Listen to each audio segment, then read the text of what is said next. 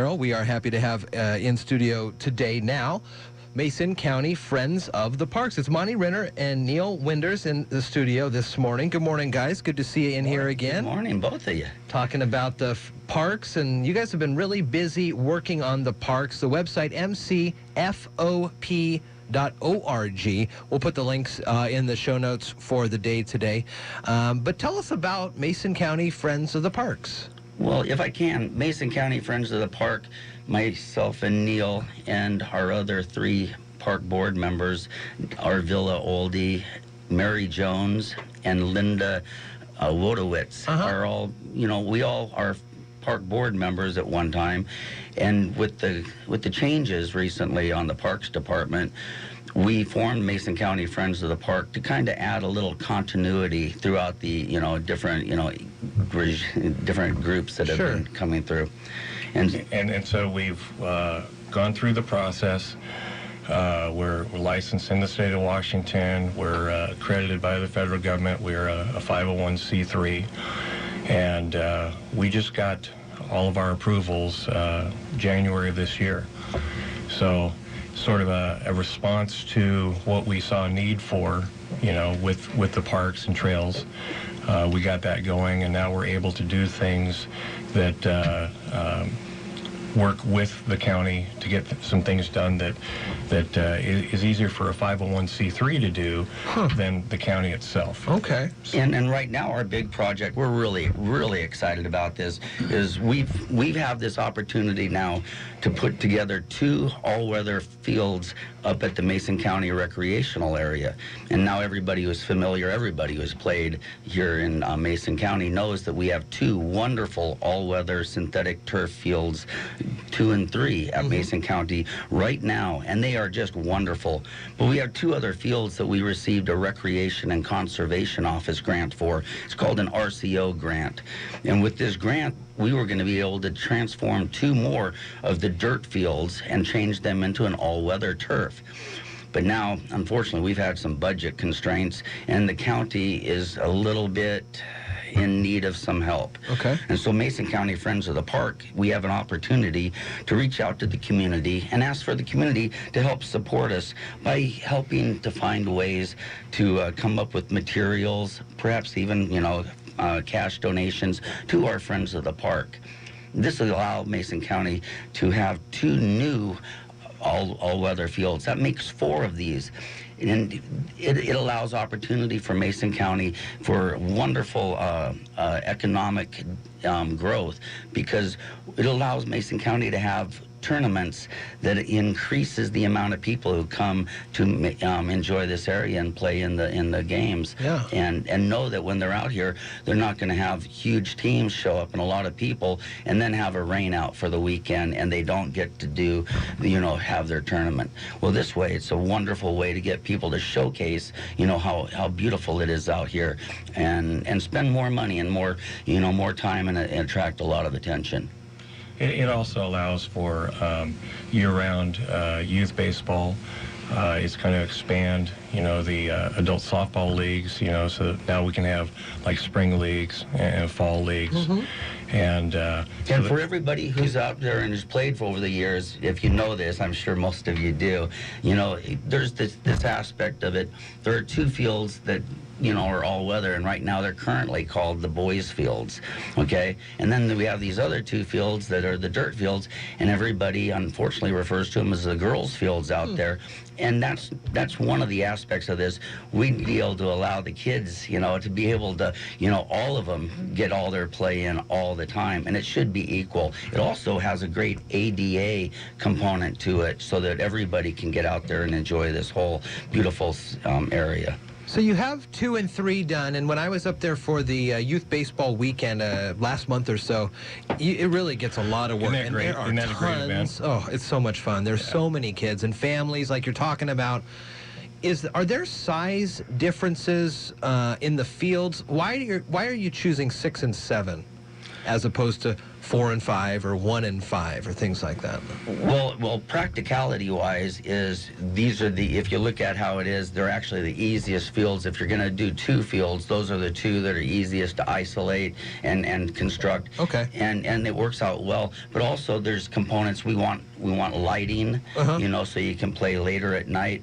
We want some irrigation and stuff. Sure. And we also want to be able to expand that over to the soccer fields that are on the other side. So as a practical way of getting everything done, we get the biggest bang for the buck by having these 2 fields. And we're also firm believers in if you build it, they'll come. You know, on the other side of fields 6 and 7 are the soccer fields, and that's actually run by a private entity. You know, they're actually not a part of the Parks Department. Oh.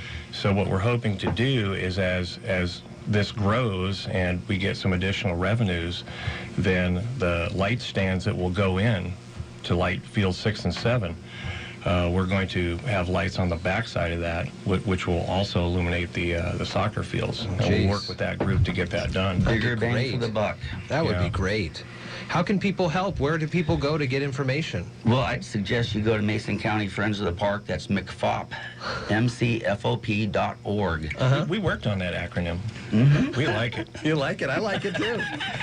Now, let me, if I can say though, I've been asked, I'm on the Mason County Citizens Advisory Board for the Parks and Trails Department, and when I'm at a meeting, I have my baseball hat on, and I've been told that when I'm Monte McFop, I have to turn it on back way so that they don't get the 2 confused. So Monte McFop's here right now in the room. But just to reiterate, you know, to get this RCO grant, we worked with the county, and they said they would like to see a community component to that. Sure. And that's what we're trying to do here. So rather than just ask people to, you know, open up their wallets, and of course we'll always take that, but we took the materials that are going to be needed for this effort, and we broke that down. So there's a list, and off of that list of the materials, you know, the gravel, the cement, the wood, and all this kind of stuff, right? We broke that down so that we can take donations from the communities, provide them a tax exemption as part of the receipt process, and then really turn this into a community effort. So the purpose of being here today is to really make the community aware, you know, that this project, we're going to be cutting ground on this thing as soon as the ball season wraps up, and we need all these materials in place by then. Okay. You know, and if I gotta say, there's also this really complex component to it, and maybe I can say it in a simple way. For a Recreation and Conservation Office, when we apply for a grant, you get these rankings, and higher up on the rankings, the more chance you're going to get the funds that you want from the state when they allocate the funds. But when you don't use the RCO grant money that you were given last year, the request that you have in the queue in the future is going to be ranked on how well you made use of the RCO grant you had in the past. Sure. So if we don't use this RCO grant for MCR 6 and 7, then the RCO grant that we have for Sand Hill Park, which we just have, which we already have approved, that one we could lose that one. Wow. Okay, or the North Mason's football field, the high school football field. We have our RCO grant that is on that we're trying to. We could lose that one. We are applying for an RCO grant in Hoodsport for they're working along Hoodsport School District. Hood Canal School District is working with the county, and right now our Villa Oldie, who was supposed to join us, well, she's in the middle of working to get that RCO grant in, and they're having a hard time doing that.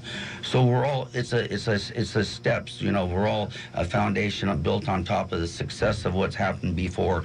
So it's important for all of Mason County that all these county things be taken care of. We won't lose any of the grants that are already out there and in place, but we might not get any new ones. We want to keep our good standing with RCO and with groups like WWRP and you know, a lot of the money for parks and trails comes through these state agencies. So you really want to keep your reputation intact and you know, do good things for them. That makes a lot of sense. Yeah. The Youth Athletic Fund, the YAF grant. grants. I mean, there are so many out there, but you know, the only way for us to be successful, continue to be successful as we have been in the past, is if we do, you know, reach up as a community and support what we've already have and make this happen. And a good way to do it, once again, is to go to mcfop.org and look at our website.